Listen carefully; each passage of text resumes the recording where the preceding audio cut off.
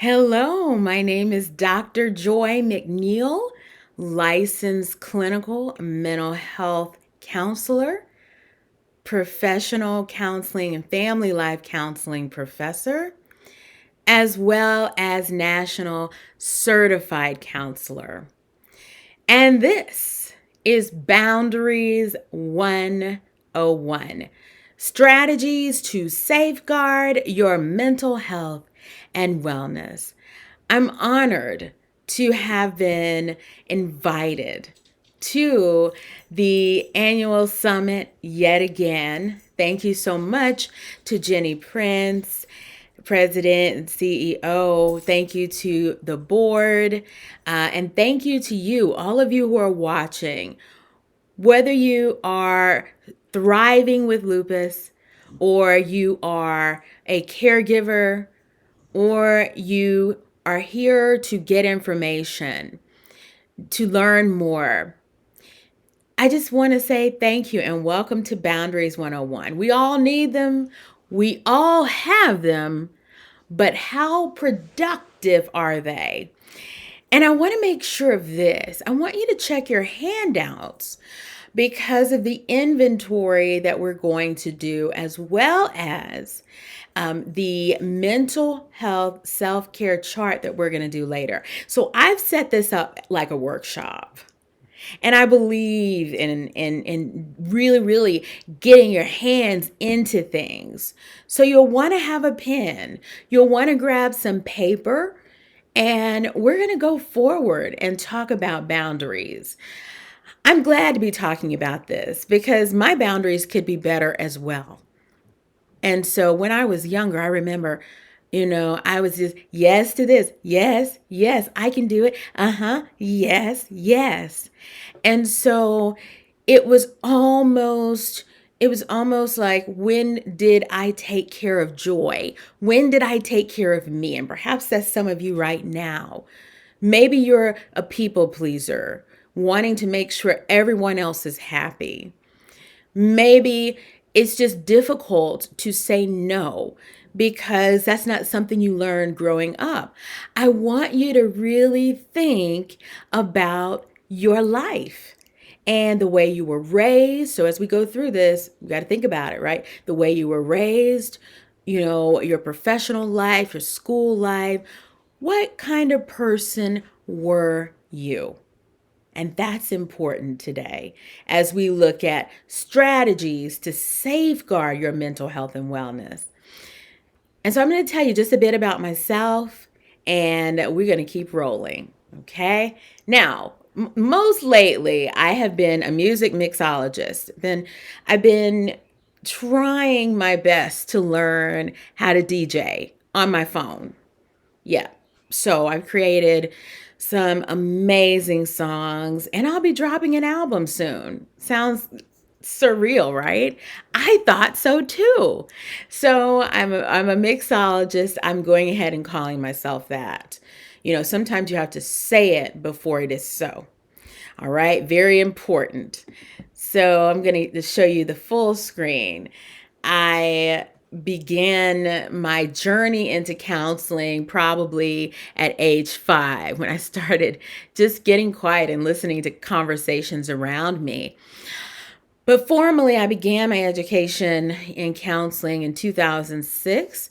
I have a master's in psychology, a PhD in counseling and human services.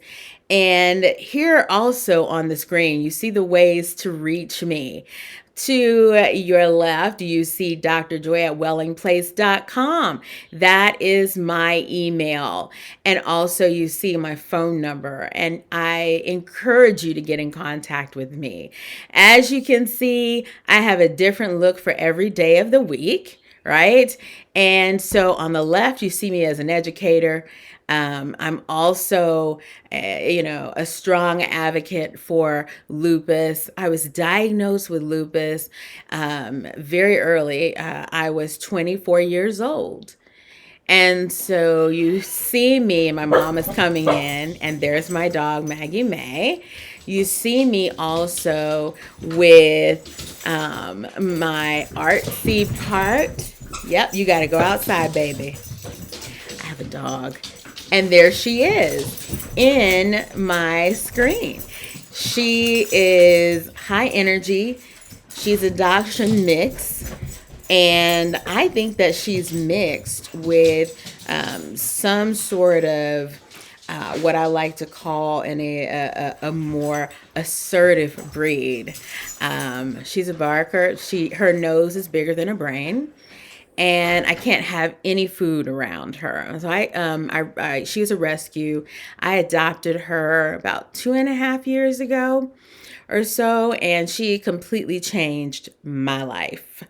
Literally. So you just heard her running around. Yeah, that's the whole thing. I'm a dog mom.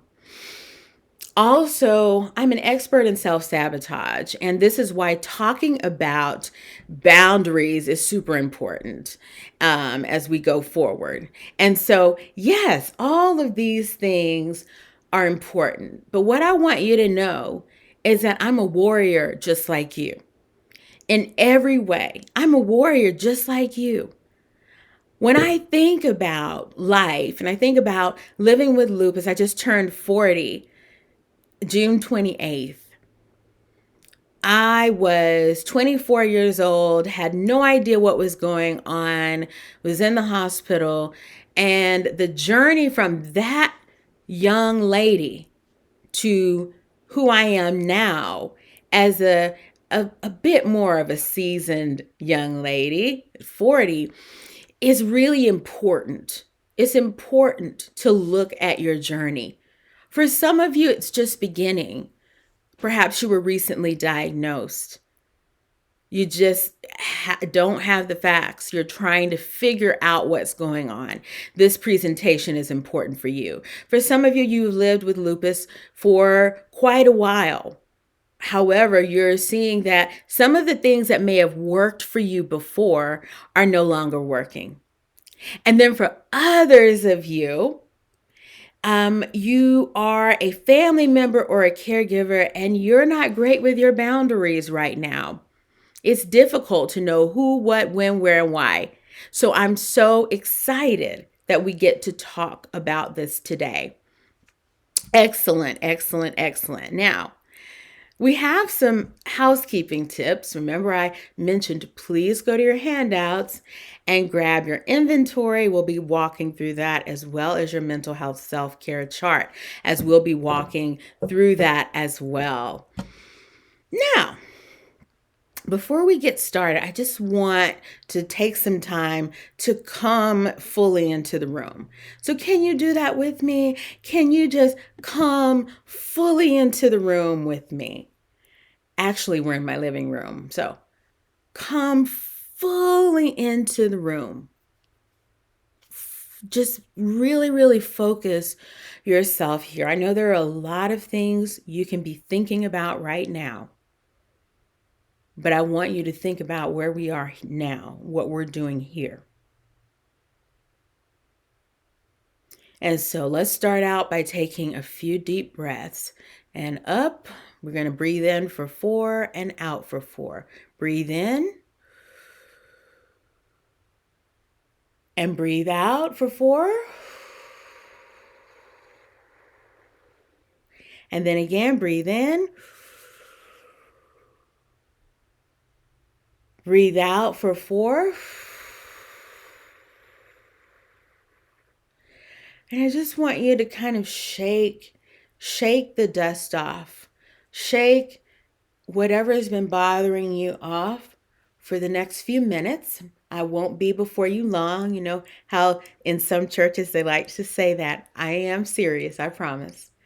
But I want to get you this information and I want us to spend this time together because it will be time well spent. If you remember my presentation from last year's virtual summit, I talked a lot about mental health. I talked about healthy mind, healthy you. This is going more in depth, more specifically to some strategies for you and its surrounding, pardon me, boundaries. So this is important. You with me? All right, so we got one last breath to do, and that's the lion's breath. But what I want you to do is I want you to hold your fingers like that. I want you to think about the lion. We're all warriors. Think about the lion. And I want you to place your hands on your knees. Okay? And now when we breathe in, I want you to breathe in, and then I want you to give a loud ha when you breathe out, okay? I want you to stick your tongue out as far as you can, and I want you to envision that lion and just, okay, so here we go. Breathing in.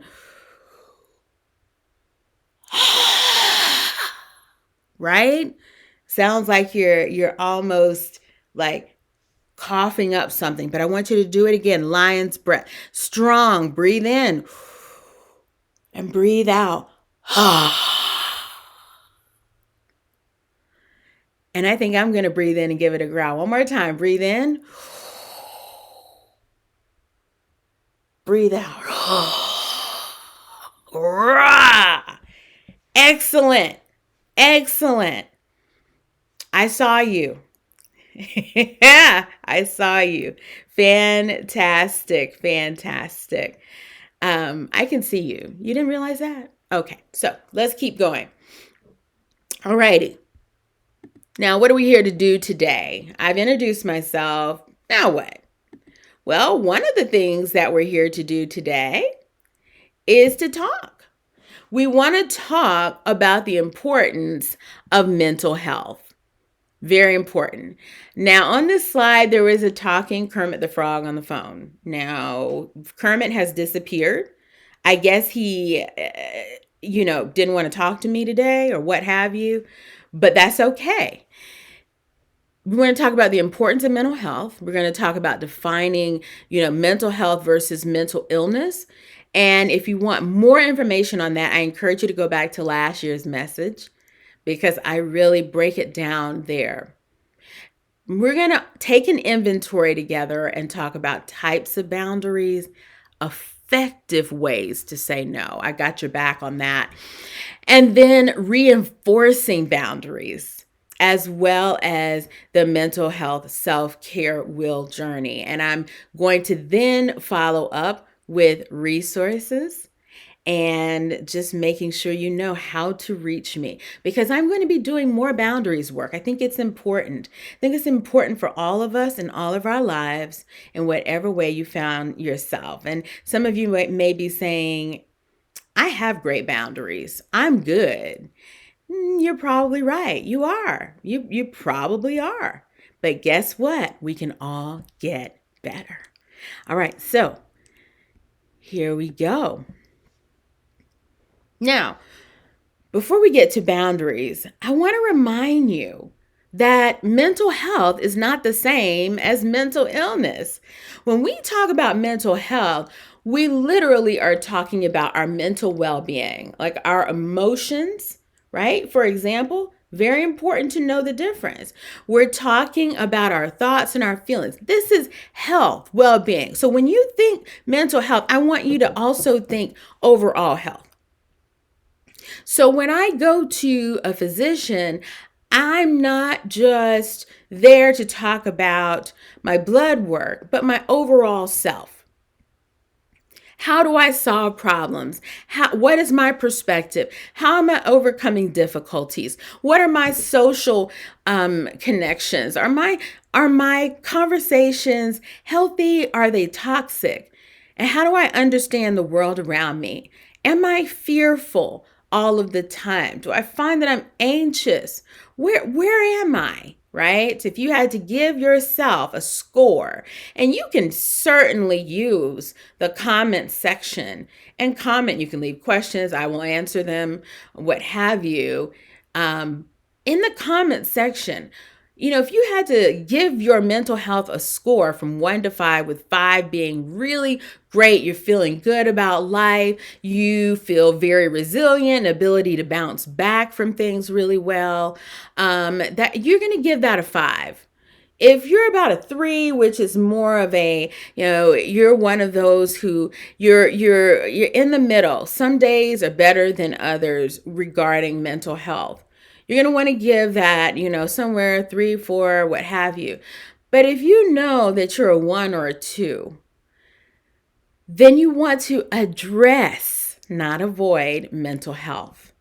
And understand that there is a difference between mental health and mental illness. Let's talk about it. Mental illness is an illness generally that comes with a diagnosis that can impact the way you think, feel, behave, or interact with others. Now, sometimes with lupus, we have neurological symptoms, right? Such as lupus fog that you may have experienced, where it's difficult to keep your mind and your thoughts and your voice together. So when I think about mental illness, that's not necessarily saying that because I have lupus fog, I have a mental illness, but it's illustrating that fog can change the way I think, feel, behave, or interact. There are many different mental illnesses out there. Everything from generalized anxiety to bipolar to being on the autism spectrum, right? There are so many different things. Even just adjustment. If you're having trouble adjusting and transitioning, that also has an impact. So I want you to keep in mind, it's not the same as mental illness. Mental health is really talking about our overall health. So what did you give yourself, 1 through 5, regarding your mental health?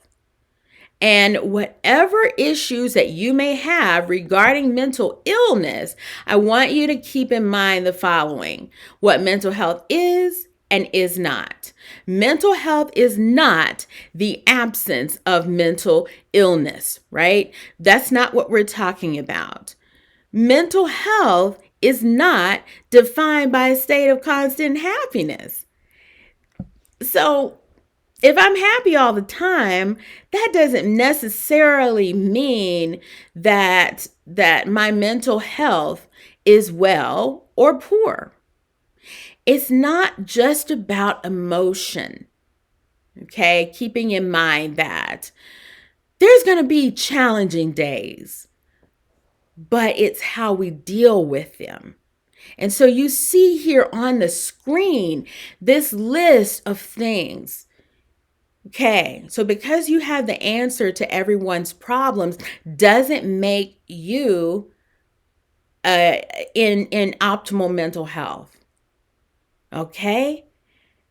And so when your mental health begins to decline for any reason, for grief, maybe you've lost someone you loved because of just, changes hormonally, because of the interaction of certain medications. When you start to have declining mental health, it's not proof of weakness, inferiority, anything like that. It's not a flaw. It doesn't mean you're flawed. Mental health is emotional, psychological, and social well-being. You are not flawed. But what I do want to mention is that there is a mind and body connection. That mind and that body connection is key, because in that mind and body connection is how we look at, well, why is this happening to me today? Why do I feel so out of place? Why do I feel out of sorts? Well, one of the reasons you feel that way is because you've been recurrently stressed. That impacts the body. Chronic stress can cause many different interactions with the body. It may even be a factor in lupus flares. Something to keep in mind, okay? So mind and body. My body and whatever's going on with it impacts my mind. So if I'm having a down day and I can't seem to get anything done, you all know what I mean, right? When you're having a down day, you can't seem to get anything done. It impacts you here. Your body's not listening to your mind. So it impacts you. For some, it may increase depression, anxiety. Why this? Why now? Grief. And so it's so important that we look at ways to focus forward. But what can boost our mental health? We've talked a little bit, but I want to get into what can boost our mental health. And one of the things that I'm going to give you for your homework is to look up the emotions wheel, because there's nothing wrong with being angry. There's nothing wrong with being sad. There's nothing wrong with being joyful. There's nothing wrong with any of those things. It's not the emotion, but it's how we behave with it. So what can boost our mental health? So many things, from physical to mental, hobbies, what have you. So let's take a look at the screen. Committing to a daily routine.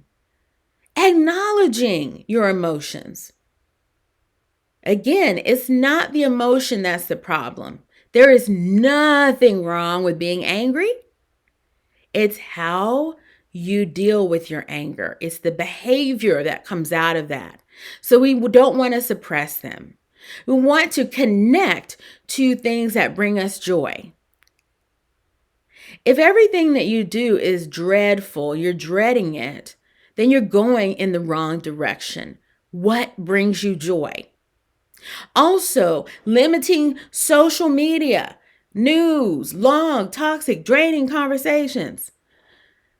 We've got to do that for ourselves. Put some limitations on it. I know it can be fun to scroll Facebook, TikTok, Instagram, and all the other social venues. But take a break. Give yourself one day a week of being tech-free. There's a boundary right there, right? So also therapy. That can boost our mental health, as well as positive social interactions. It's important. It's important. And also keeping in mind to set and maintain boundaries. This can really be a life-changing factor in our mental health. And I can tell you with honesty, it's not easy to set and keep and reinforce boundaries. It's not easy because sometimes people won't understand. It's not easy because sometimes we don't practice what we have preached. But it's something that you don't necessarily fail at. It's a process that we work at over a lifespan. So give yourself some grace. Give yourself some grace. All right. So let's talk about setting and maintaining boundaries. In living with lupus, it may feel that a person is not quite an owner of their body or of their day. Symptoms come up out of nowhere, fatigue. Some days you may feel powerless. Some days you may feel like Wonder Woman or Iron Man.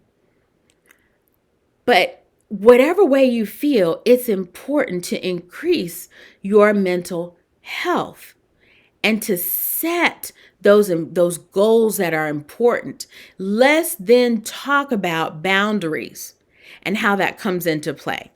So what are boundaries? And I think it's important that I put this on the full screen. Boundaries define us. They define what is me and what is not me. A boundary shows me where I end and someone else begins. That's important.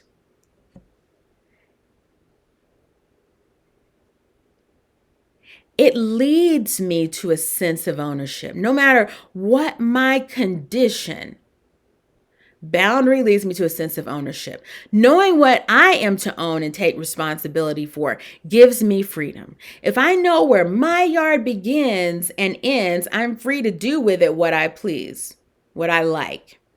Taking responsibility for my life opens up many different options. However, if I don't own my life, my choices and options become limited. One way to identify your boundaries is think about the areas of your life in which you're experiencing problems. And that quote, by the way, was from Dr. Cloud and Townsend, who are really the foremost experts on boundaries and wrote an amazing book called Boundaries. And I do think that each person should read that book or listen to it on audio. It's a great book, and it's got great strategies that you can implement now. I'm going to give you some, though, too. One way to identify your boundaries is to think of the following questions. Do you constantly feel exhausted? And I'm not talking about from the symptoms of lupus, though sometimes they're difficult to distinguish, but are you constantly feeling exhausted? Do you feel uncomfortable around certain people? Are you resentful of your coworker or your supervisor or your parents' intrusions, right? Healthy boundaries protect us from overwhelm, from anxiety and panic, and other chronic stress and mental conditions that can become worse. And so I want to talk some more about boundaries. I think this is important. And we're going to now assess where we are. So if you pull out your boundaries inventory, I'm going to go through these, and then I want you to be honest with yourself on this. Be completely honest. Let's be real together. So check your handouts for the inventory that we're going to do now. I'm so excited for us to do that. I'm going to share my screen so that you can see the inventory as well. Okay? All right, here we go. Yes, here we are. Okay. So in this boundary setting inventory, you're really thinking about your relationships, your interpersonal relationships, and I also want you to think about yourself and circle yes or no for each of the following questions as they apply to you and to the relationships. You want to answer honestly, okay? And let's go down that list right now. So wherever you are, I want you to stretch, and think about this list of boundaries, okay? So first part, and we're going to probably do just the first half of the sheet, of course, and then I'll scroll down and we'll do the next half.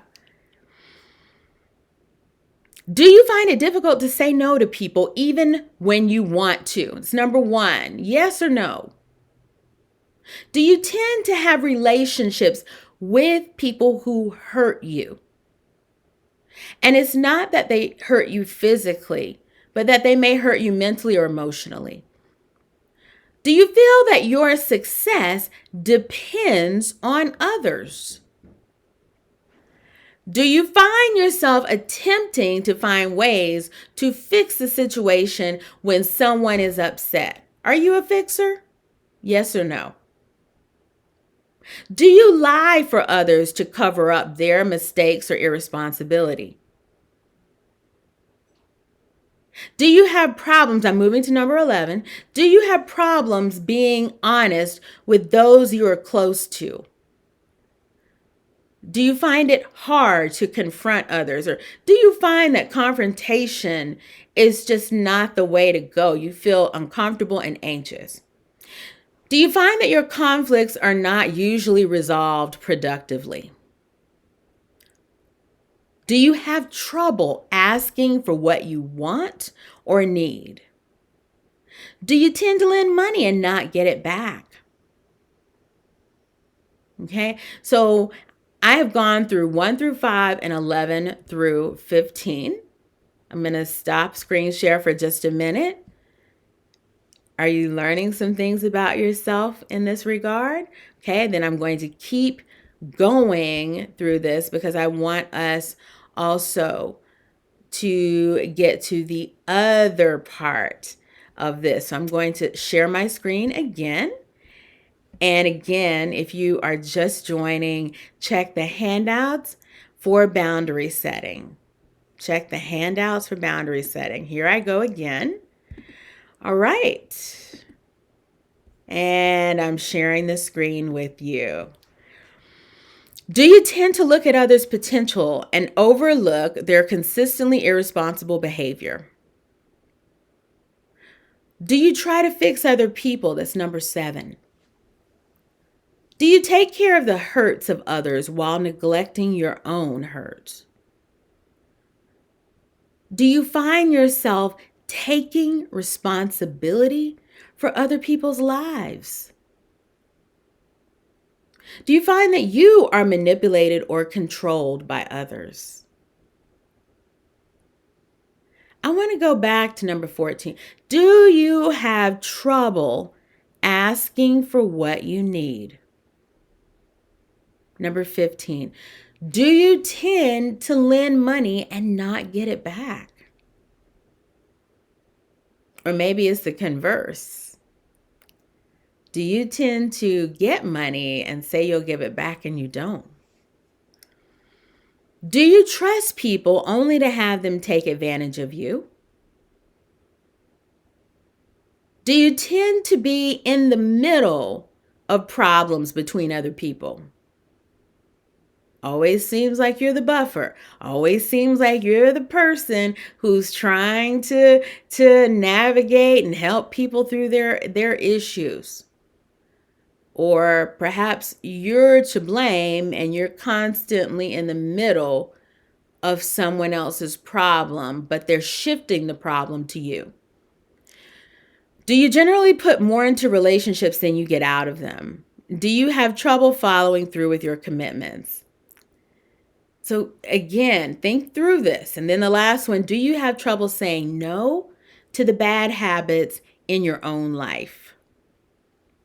Most people have some boundary problems. Yes.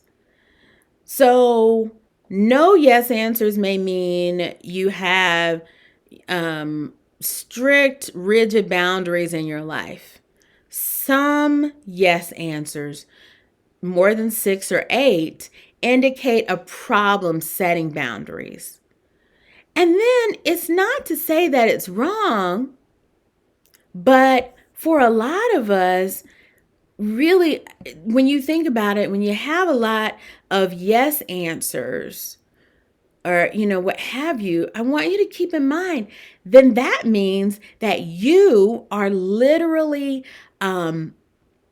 not having practiced or processed how to draw the line. Boundaries tell others how you want to be treated. What's okay? What's not okay? Boundaries protect you from being mistreated, and they create a healthy separation between you and others. It allows for us to have personal space, privacy, and it also helps us to respect other people as well. So it's really, really essential that we look even deeper at boundaries. And there are 8 types of boundaries. 8 types of boundaries. And I think it's important that we know all of these, because sometimes we think boundaries are literally just us and our relationships, but it's so much more. Let me show you.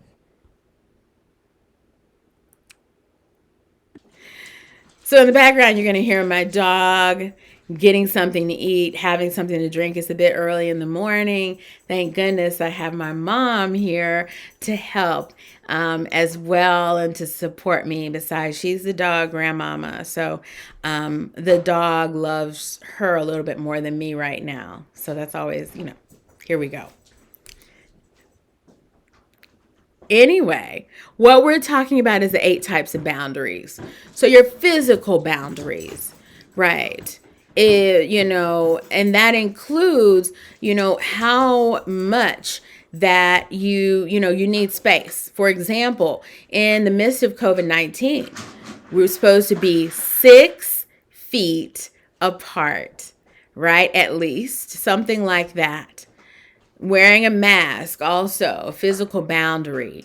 A physical boundary may be, the fact that, hey, I've got to go inside after spending an hour outside at the beach. That's it for me. Emotional and mental boundaries can be, something like really, really saying, okay, this conversation has gone on for quite a while. And I need some time to think. I need some time to regroup, right? That becomes important as well as spiritual boundaries. Is it okay if I quietly pray over my food, right? Just letting people know what it is that you need, how it is that you live your life, and not being apologetic for that. Time. Saying things like, yeah, I want to spend some time with my friends this weekend. Therefore, I will not be able to go to said event. Okay. Also, financial and material. I would love to download every app that has to do with photo editing or music editing. I really would. However, I cannot. I have to set boundaries for myself. Also, lending money. I'm like, you know what? I can lend everyone $20. Think about that. But if I'm lending more than that, then how is that going to impact me? So be careful about that, because we say lend, but sometimes when you lend, then you may not get it back. And that can create relationship issues. Also, when we talk about that communication factor, I want to go back to time. Saying things like, I'm okay with regularly texting, but I don't want to text multiple times in an hour. Texting can take up your entire day and night, and sometimes we need to leave that alone for a while. Okay? Same with, when we talk about finances and material things. Just, it's important to really think about how it is that for example, you have people walking in your closet getting your stuff, and you're wondering where your stuff is. Even at work, you do a project, and it's your project, and someone else uses it without your consent. That's a boundary violation. And a lot of the relationship problems and relationship issues, and even some of the mental and emotional issues that we find, come from boundary violations, come from interpersonal relationships. Also, sexual. I'm comfortable with some touching, but I'm not ready to have sex. And after that, there's no explanation needed. So if you're over explaining, then sometimes you end up digging the hole and giving in because of your own exhaustion from over explaining. Okay, so keep that in mind. Then there's also technology and digital boundaries, like we talked about with texting or with social media. People want a quick response. And sometimes we need to operate like a business.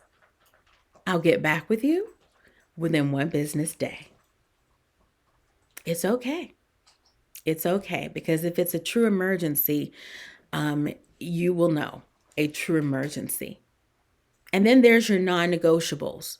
And I suggest you write a list of non-negotiables for yourself. Like, for example, for me right now, a non-negotiable is I'm not going around a lot of people. I'm not going to concerts or events where a lot of people are gathered.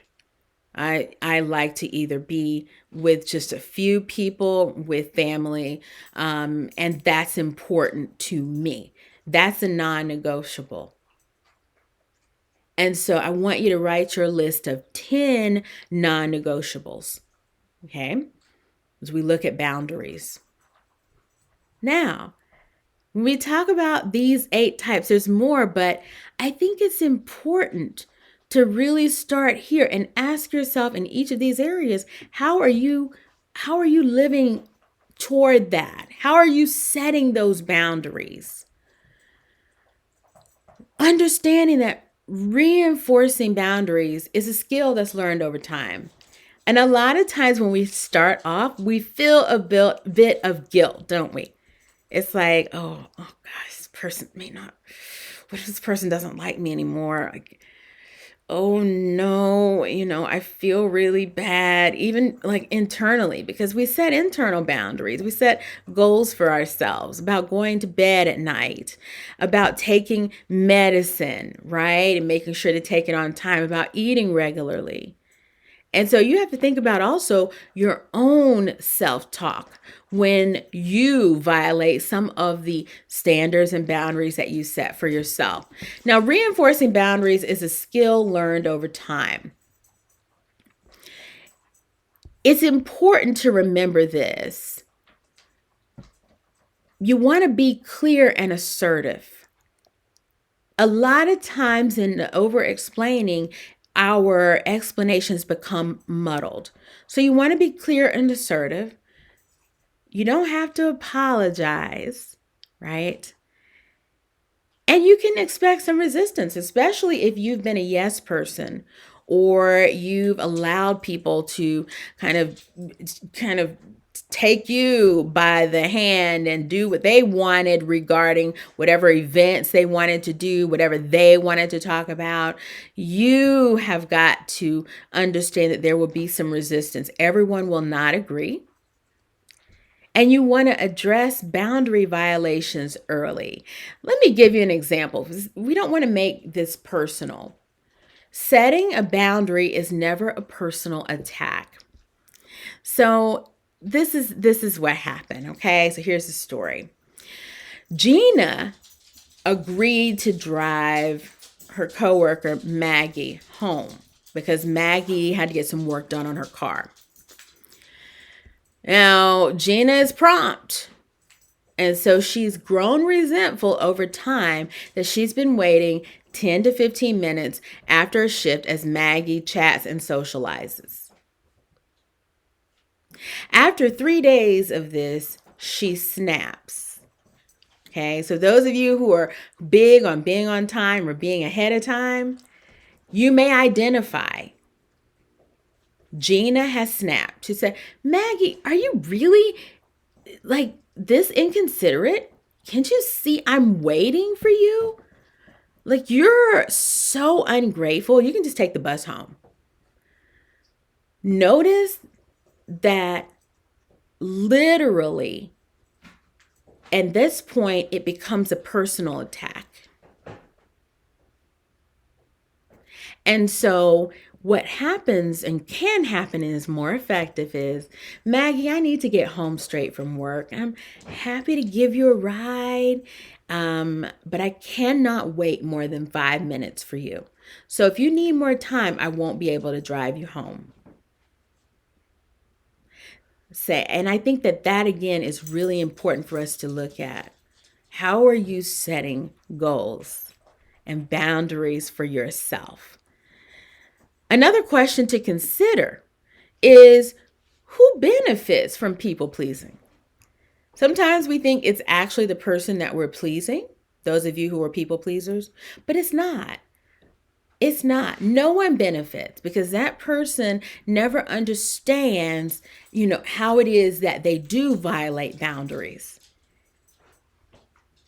And then another question is, who benefits from lack of boundaries? No one wins. No one. So developing self-awareness is key. What are you tolerating in your life that is overwhelming or frustrating you right now? What are you tolerating in your life that is overwhelming and or frustrating you right now? And see, I'm all about doing these kinds of workshops because that question is going to lead you to developing better boundaries. Okay? And I think that that's key. What are you tolerating in your life that is overwhelming and frustrating you? I want you to take some time to really do the inner work on this.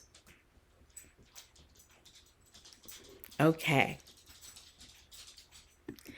Now, I'm going to help you out. There are different ways to say no. There are different ways to say no. And so for some of you, you're thinking, okay, so you're asking me to set boundaries. I know I need to set boundaries, but I don't really know how. I'm going to give you a strategic way to do this. And we're going to talk about this. I think this is important. Active listening. Wow. You have a lot on your plate. It sounds overwhelming. So you're reflecting back what the person said, right? They've told you they have a lot to do. You're starting to feel the pull that you're about to be pulled into something. It would be great if you had some extra help, and I would lend a helping hand, but I do have a prior commitment. The end. You don't need to explain what the prior commitment is. You don't need to give an over explanation and say how sorry you are. You need to just state clearly you have a prior commitment and wish them well. And that's okay. That doesn't make you a selfish person. It doesn't make you a bad person.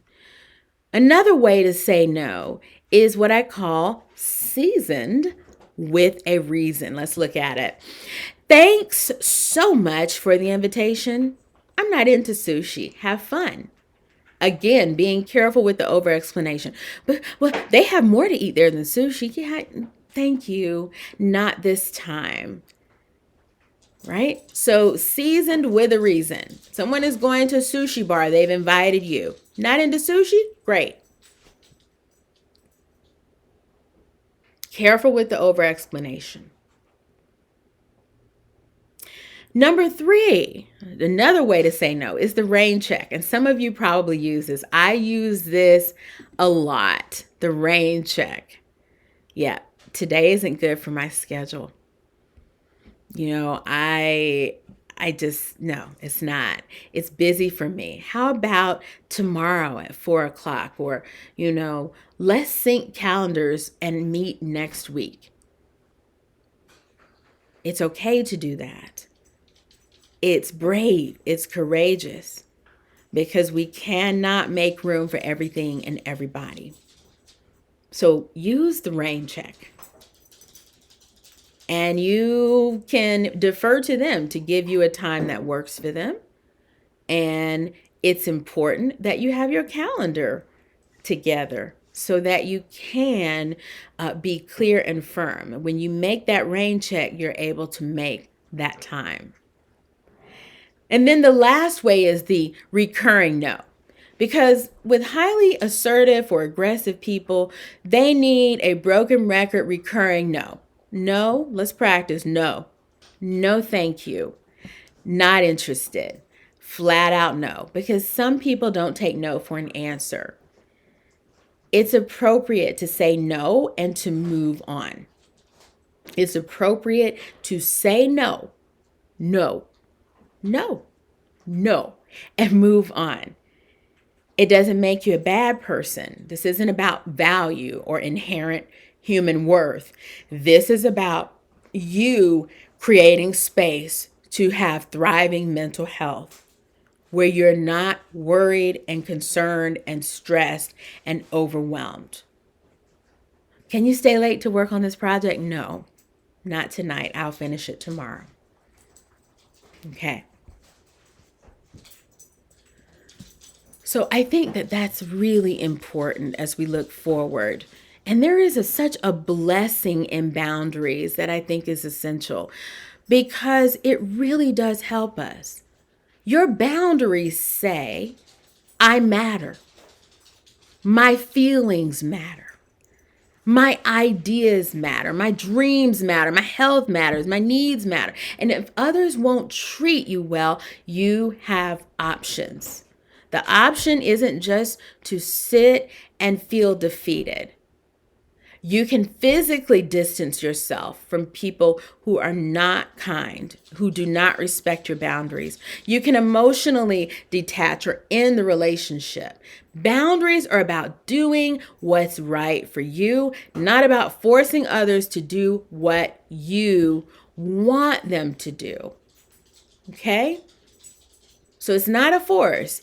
It's about you making a choice for you. You making a choice for you. Yes, indeed. Love it, love it, love it. All right. So I want you to think about where you are right now. We've gone from talking about mental health to looking at boundaries and different types of boundaries. And so essentially what I want us to then look at now is how boundaries can help with resilience and vice versa. How boundaries can help with resilience and vice versa. And I think this again is super important. Yes.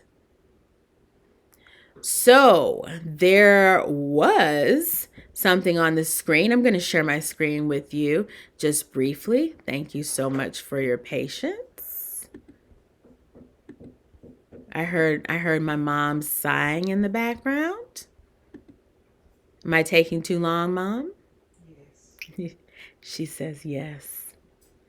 Okay, so I'm going to just show you briefly this slide since it didn't come out the way that I wanted it to.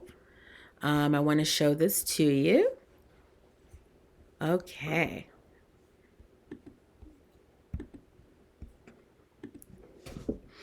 Boundaries help develop resilience and vice versa.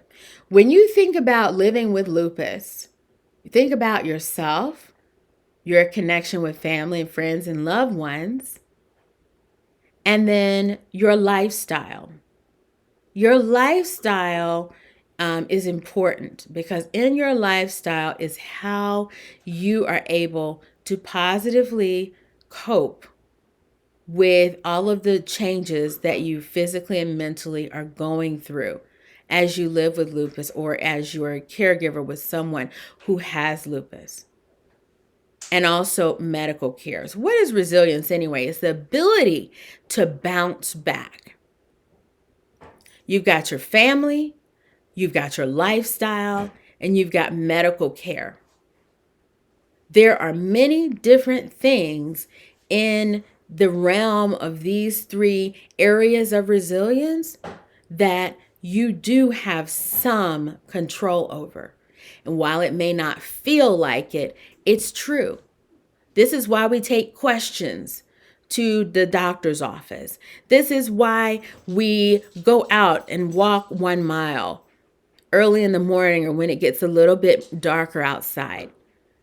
This is why we choose to spend time with our families so that we can laugh a little bit and remember, so that we can laugh and remember that life is about more than just trying to meet goals, to hustle, to prove that you're not sick or that you don't have something wrong with you, right? Because that's not setting good self boundaries too.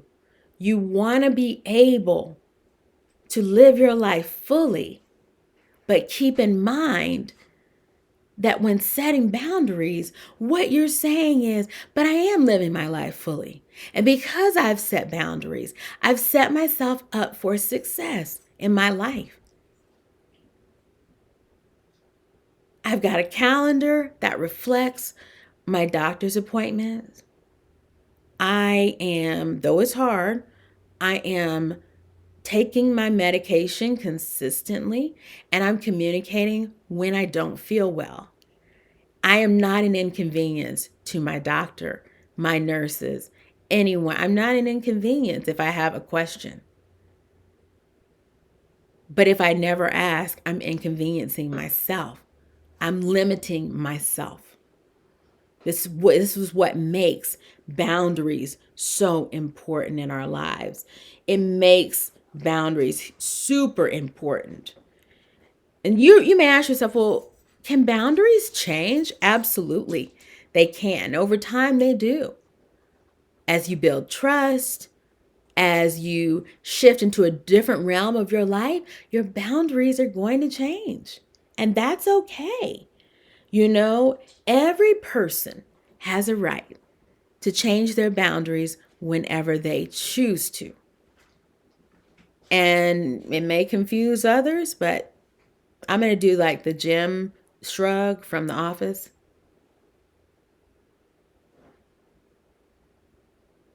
Because You matter. You matter. Okay. Last up, I want you to grab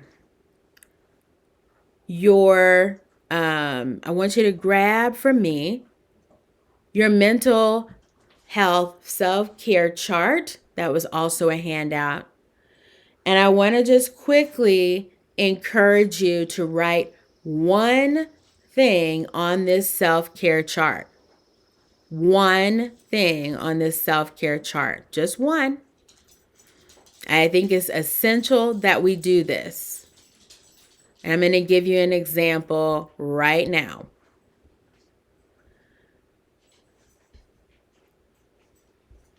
Because to be able to set boundaries, the interesting part is, I'm sharing my screen again. Here we are.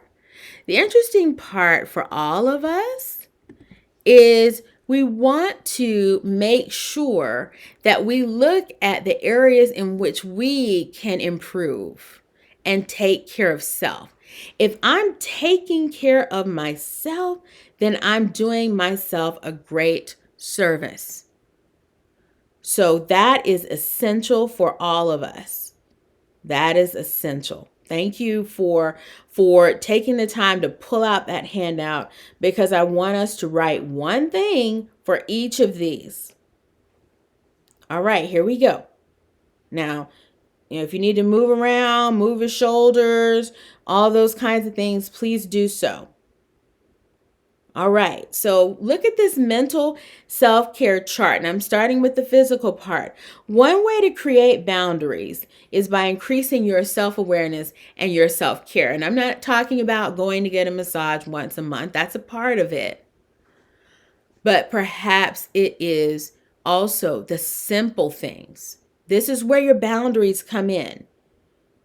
And notice I say on here self-care routine. Routine means more than once, and it should be consistent. And that's one thing that we do. We do great with the sprint, but with the marathon, we're a bit shaky.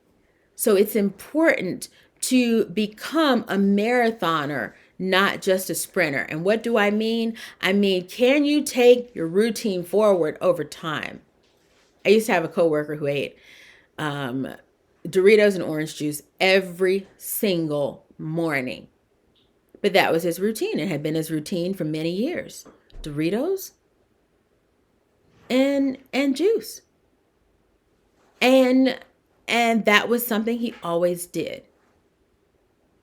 What is your morning routine? What is a part of that? And for each of these, I want you to list 3 ways.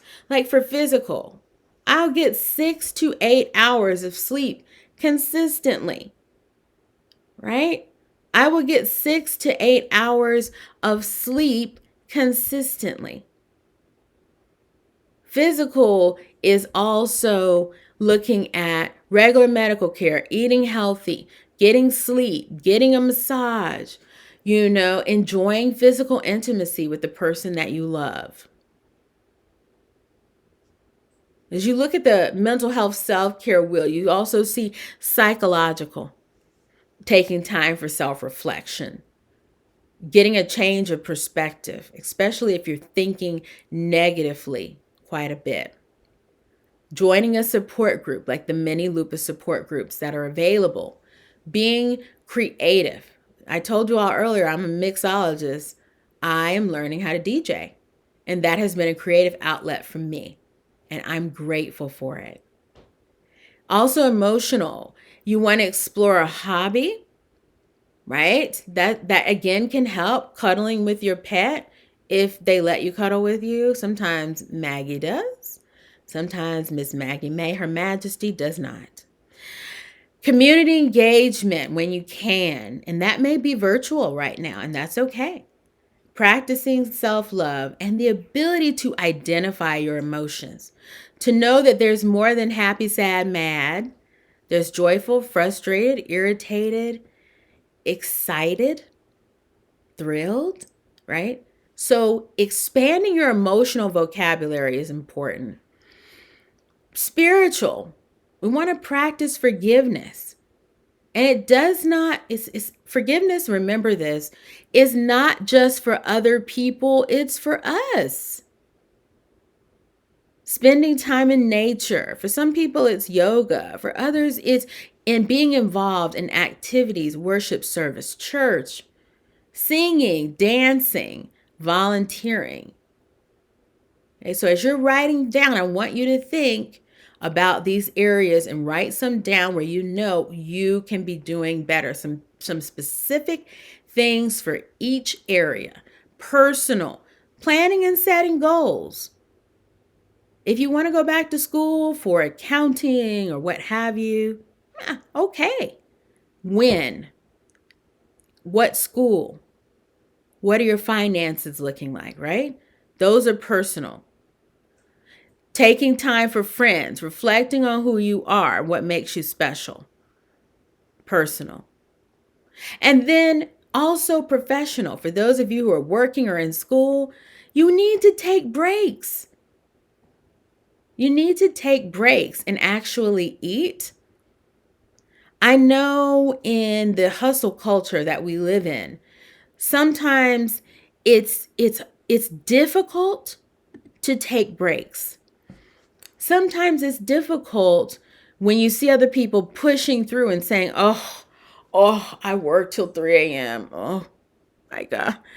And it's like a badge of honor for them and for those around them. But the real badge of honor is being able to say, no, this isn't working for me. I will work on this until 10 p.m. and then that is it. I will continue the work tomorrow. And it's okay. So I want you to think about your professional boundaries, learning to say no, enjoying saying yes to things you're excited about. Because it's important. We all have rights, and it's learning which ones are more important to you that will help you to set your boundary. You have the right to say no without feeling guilty. You have the right to be treated with respect by both yourself, respecting yourself and others. You have the right to make your needs as important as others. You have the right to accept your mistakes without being hard on yourself. We don't need to be. And especially not when it comes to living with lupus. You didn't cause this. Okay? This wasn't a mistake. But this is your life, and you get to live it like the warrior you are. I have the right not to meet unreasonable expectations others may have of me. This is one of my hardest fought ones. Because some people have unreasonable expectations of me, and that started early in life. And because of that, I ended up developing a lot of unreasonable expectations of myself, which was not good for my health. Staying up late, pushing through pain, never complaining, or voicing my opinion, but just saying, yes, it's okay. But it wasn't okay for me to be a doormat. So I have the right, I want you to say it, I have the right not to meet unreasonable expectations other people may have of me. Boom. That's why this mental health self-care wheel is important. That's why the inventory we did was important. It is all about boundaries, folks. And keeping it simple without a lot of over-explanation. And finally, I want to leave you with this resource because we could talk on and on. And if I can add one word to your August, it would be focus. What is important and why? If you want to learn from the boundaries expert himself, Dr. Cloud, he actually has a podcast. And I believe in listening to podcasts because it gives a wealth of knowledge. There's so many great podcasts out there. But I think it's important that I point you in the direction of the Dr. Cloud Show Live, Boundaries.me podcast. Apple, Spotify, Google, you can get to it. Just focus. Shift from the chaotic overwhelm to more of the I have a defined point. This is what I'm doing. This is what I'm not doing. And I don't owe any explanations or apologies. I'm so sorry. I'm so sorry. No. You didn't do anything wrong when you said no or when you said next time. Maggie has decided to enter the building. So when you think about something for boundaries, I want you to think towards Dr. Cloud's podcast. I think it's helpful. I think it's healthy. And it also really is inspiring. I love that. Because when we talk about relationships, codependency, inability to say no, people pleasing, self-sabotage, procrastination, and all those things, look back at your boundaries and boundary violations, as I was saying earlier. Now, this is just Boundaries 101. There are so many aspects to boundaries that we can get into, but I wanted to just whet your appetite and also to challenge you this month to really focus on where it is, that one area that you want to really improve. Self-care, self-awareness, and activating your mindset towards improvement and life purpose. I love that about Dr. Cloud and boundaries, and I love that boundaries do help me to find where it is I need to head and where it is that I truly don't need to be and with whom. And so for those of you who have questions, and any time that you have questions, please connect with me. Please connect with me. I want to make sure I leave this with you. These are all the ways that you can connect. You can text me, 5046-JOY-JOY. Email me or call me. I offer 30-minute consults at no cost. And I do have some upcoming virtual workshops where I'm going to talk more about perfectionism. I'm going to talk about overcoming self-sabotage and boundaries. So you can email me for more information. These will be virtual workshops, of course, but I think it's important. So connect with me there. You know, it says at the bottom of my picture, don't I look so happy? It says, have a shiny and vibrant 2021. When you came into the year, you may have had a vision of what this year was like. I know I did. I had a vision. I remember seeing an eagle perched on a light post. And I stood and I looked at the eagle, and the eagle looked at me, and I looked at the eagle, and I just stared in wonder. My year was starting off with seeing the eagle, and I knew it would be different. But I couldn't write the story of this year so far. And it has been a rough year, challenging. But that's what builds resilience. Because in losing my father on my birthday, just really 6 weeks ago, I have had to begin to really practice what I preach and set boundaries. My dad was great at that.